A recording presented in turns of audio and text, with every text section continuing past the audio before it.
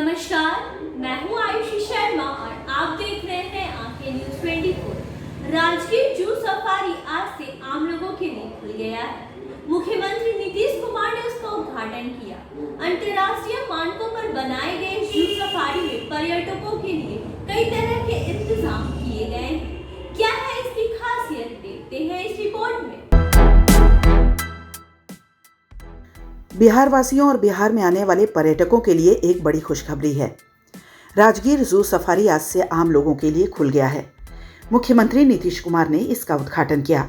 उद्घाटन कार्यक्रम संपन्न करने के बाद उन्होंने जू सफारी की सैर की। इस दौरान उन्होंने कहा कि 2016 में ही इसको बनाने का प्लान बनाया गया था। जू सफारी के पास ही नेचर सफारी भी बनाया गया है। मुख्यमंत्री ने कहा कि वो चाहते थे कि इस नेचर सफारी को जू सफारी के एकदम बगल में बनाया जाए, लेकिन कुछ कारणों से नेचर सफारी को 2-3 किलोमीटर दूर बनाना पड़ा। अनेक बार यहाँ आ करके अंदर देखने का हमको मौका मिला और सबसे बड़ी बात है कि जब हम पहली बार देखने आए, जब काम शुरू हुआ और जिस दिन इसका शिलान्यास किए थे 2016 में, और उसके बाद जो पूरा स्थिति देखा तो हमने कहा कि भाई जू सफारी तो हम लोग बनवा रहे हैं, लेकिन हम लोगों को इसके पास में पूरा वन का क्षेत्र है, इसके पास ही एक नेचर सफारी भी बनना चाहिए। और उसके लिए फिर बातचीत हुई तो फिर उसके आगे वाली ज़मीन मिली 2-3 किलोमीटर आगे का, जो वैसे तो मेरी इच्छा थी कि इसके ठीक बगल वाला बन जाता, लेकिन बाद में उसका जगह नहीं मिल पाया और तो उसके आगे बन गया और जो नेचर सफारी बन करके तैयार हुआ। अब जान ही रहे हैं कि नेचर सफारी को भी कितना लोगों ने पसंद किया। मुख्यमंत्री नीतीश कुमार ने बताया कि यहाँ पर राजगीर के ही हिरणों को इकट्ठा करके एक जगह रखा गया है। इसके साथ ही बाघ, शेर, तेंदुआ भी यहाँ की शोभा बढ़ाएंगे। सैलानियों को जू का भ्रमण कराने के लिए बख्तरबंद गाड़ियों की व्यवस्था की गई है, जिसमें 22 लोगों के बैठने की जगह है। यहाँ 7 शेर, 2 बाघ, 200 हिरण हैं। उन्होंने कहा कि नेचर जू सफारी के लिए तमिलनाडु से टाइगर मिलेगा। महाराष्ट्र से भी बात हो रही है। सभी जानवरों के भोजन, रहने, सुरक्षा और चिकित्सा व्यवस्था का इंतजाम किया गया है। मुख्यमंत्री ने यह भी बताया कि इस सफारी में रात में लोगों के रहने का भी इंतजाम है। कि जो हम लोगों ने नेचर सफारी बनाया, तो आप सब जानते हैं ना कि अभी कहाँ से जाता है। अभी जो सोन भंडार है उस रास्ते से आता है और जरासंध के अखाड़ा से होते हुए आगे जाता, तो बहुत लोगों को कठिनाई होती आने में, जाने में, और वो भी तो पर्यटकों का स्थल है। तो हमने कहा कि भाई इसको लेकर के जो हम लोगों का जू सफारी है, तो इसी के बगल से एक बाउंड्री बना करके और यहीं से सबके एंट्री का और करने का रास्ता होना चाहिए, जो जरासंध के अखाड़े से थोड़ा बगल में। जू सफारी के निर्माण पर 176 करोड़ रुपए की लागत आई है।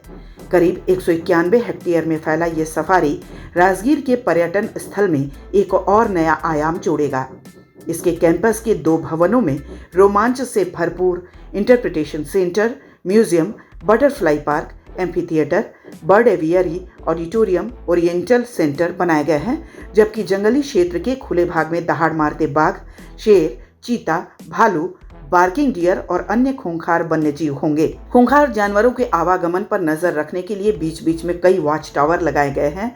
इससे पूरी सफारी की गतिविधियां देखी जा सकेंगी।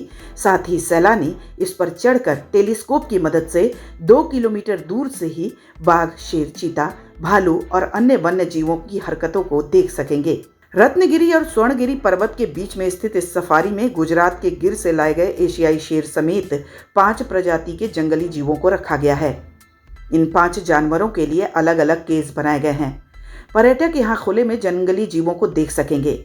सफारी को आकर्षक और सुंदर बनाने के लिए इसे अंतर्राष्ट्रीय मानकों के तहत बनाया गया है।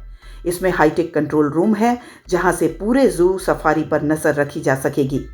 करीब 300 सीसीटीवी कैमरे पूरे जू सफारी में लगाए गए हैं। इस सफारी में ticket window, control room, 180 degree theatre भी बनाया गया है। पर्यटकों के लिए सेल्फी पॉइंट के साथ साथ पानी और शौचालय की भी व्यवस्था की गई है। ब्यूरो रिपोर्ट, आंखें न्यूज 24। अगर अब तक आपने हमारा चैनल सब्सक्राइब नहीं किया है तो जल्द से जल्द उसे सब्सक्राइब कर ले और तमाम खबरों के लिए देखते रहें आंखें न्यूज़ 24, नज़र हर खबर पर। क्या आप पत्रकारिता के क्षेत्र में अपना कैरियर बनाना चाहते हैं?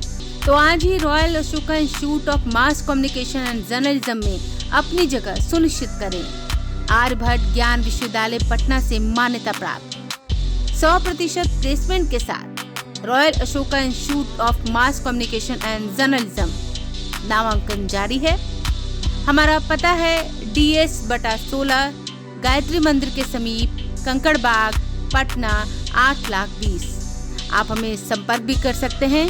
हमारा मोबाइल नंबर है 9955456126।